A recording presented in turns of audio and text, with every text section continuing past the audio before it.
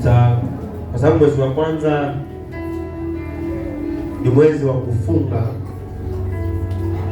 Wiki ya kwanza hatutafunga kwa sababu ya kwamba kuna watu wana watoto, watawatayarisha watoto wao kwa ajili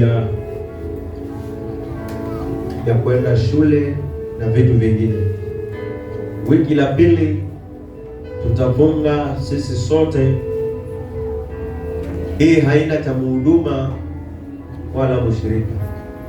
Mfungo huu unafunga kulingana na uwezo wa nguvu zako. Shawahi kueleza kuhusiana na mifungo mahali hapa. Kuna mfungo wa kuanzia asubuhi mpaka jioni.